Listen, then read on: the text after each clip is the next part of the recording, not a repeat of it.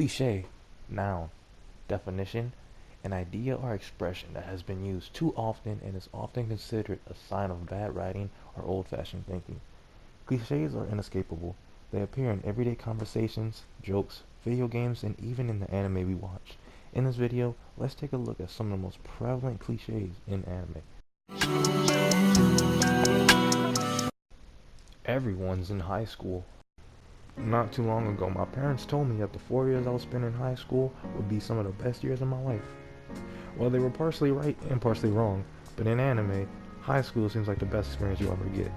It seems like almost every anime I've watched in the last 5 years has taken place in a high school setting. High School DxD, Watamote, and Assassination Classroom are just a few I can think of off the top. And to be fair, I don't hate this trend of having a lot of anime set in high school, as it adds a sense of reliability, but that still doesn't excuse it from being overused. Crazy hairstyles. At this point, it's become a staple for anime characters to have unique looks, specifically spiky hair or rainbow colored hair. You really can't escape this. I'm 90% positive there is a rainbow haired or spiky haired character in every anime. But I actually like this cliche because it offers the creator of the series to give the protagonist a very unique look, a very distinct look that sets them apart from all the other fodder characters or background characters, you know. And characters like Yugimoto, iconic, Jinka Hagane, dope, and Kid Death are good examples of characters who have crazy anime hairstyles. Also, Super Saiyan 3 Goku, as you just saw. You know the memes about Dragon Ball. The bigger your hair, the more powerful you are. This guy from Bleach, I forgot his name. It's escaping me at the moment. Don't roast me.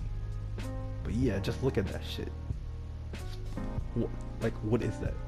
And also, old girl from Kill la Kill. I'm also forgetting her name at the moment. It's been a while since I watched the series. Don't roast me.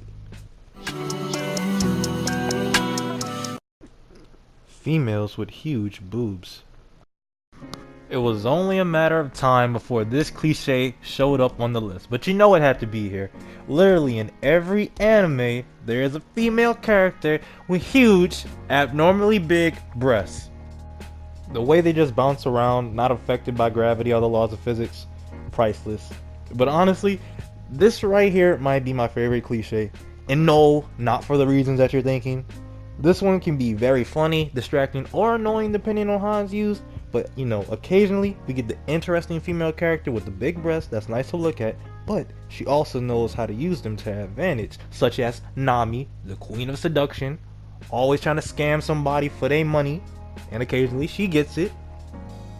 And then other times we get the female character who has big breasts just to have them, and it distracts from the plot. She's just a perfect fan service device, you know.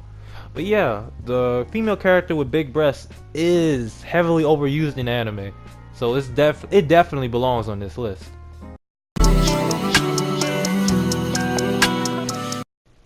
Teens live alone.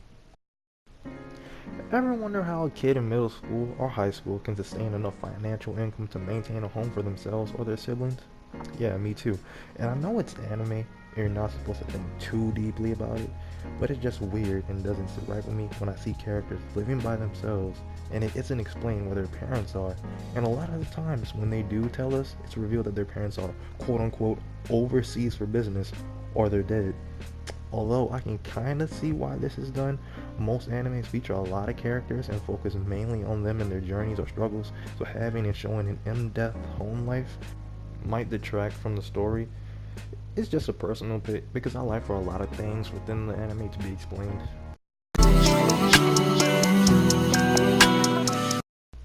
Characters shouting the names of their attacks. You would think that you want to surprise your enemy and not give away the plan of your attack, but nah, you'd be wrong. You gotta shout the name of your attack as loud as possible. Everyone knows you can't have a lit anime without the protagonist screaming the name of his attacks every 100 plus times that he uses it. I mean, just look at Naruto and Gon. Every time the chance presented itself to deliver a deadly blow with their signature moves, you can guarantee that their names didn't go unsaid.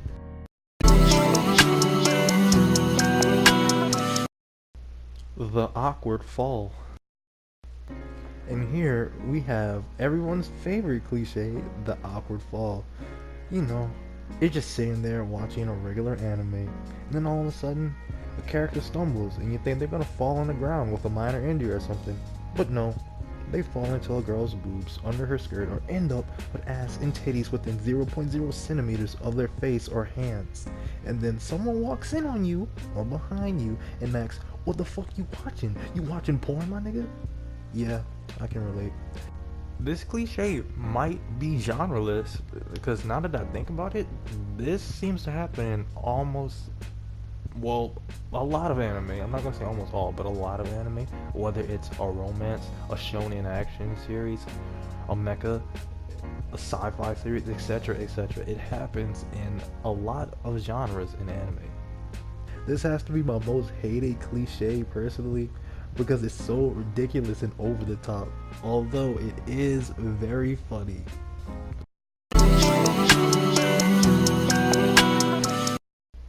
The power of friendship.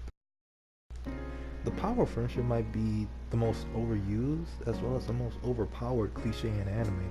You can be super depressed and the power of friendship will have you feeling rejuvenated and revitalized like nothing ever happened to you. Can't defeat the main villain of your show? No problem. Believe in the power of friendship and the bonds that you built over the years, and you'll gain an exponential increase in power just like that. Bam, villain defeated. Power of friendship.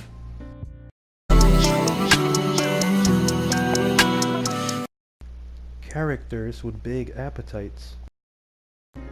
We all know that one character in the anime that just loves to eat food. Is always eating people-sized portions every time they go out to a restaurant in the show. And always talking about food. Like, first of all, where did they fit this food? Because sometimes after they finish eating, you know, the animators like to draw them with the big pudgy belly. Then like a couple seconds later, it's all gone. And secondly, is that all you think about is food?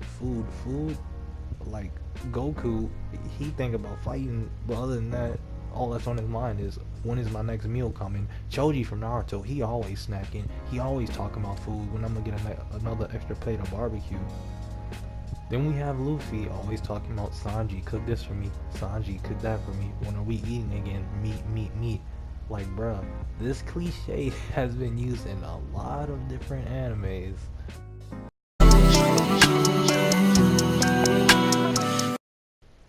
The glasses glare.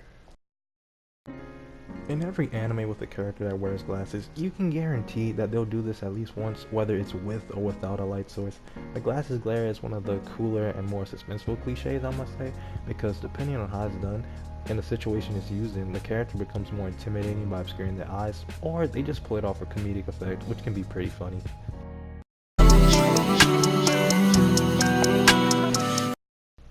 The generic male protagonist. Last, but certainly not least, we have the generic male protagonist. How can you tell if you're dealing with a generic male protagonist? Well, they usually have brown, black, or dark navy hairstyles with bangs that droop onto their foreheads. They have the typical window seat in the class so they can look outside and doze off, and they're pretty much average all around. These characters are the most boring you'll find because of how bland they are. They have no defining traits. And just to name a few, Kostida from Igata HK.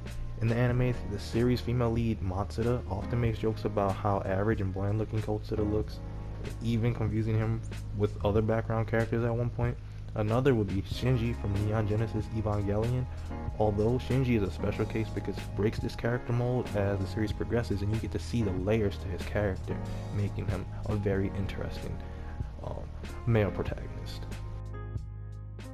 And yeah, that's the end of the video, ladies and gentlemen. In the comment section below, let me know some cliches that I missed or some ones y'all think are funny or that y'all hate. And yeah, until next time, I'm out.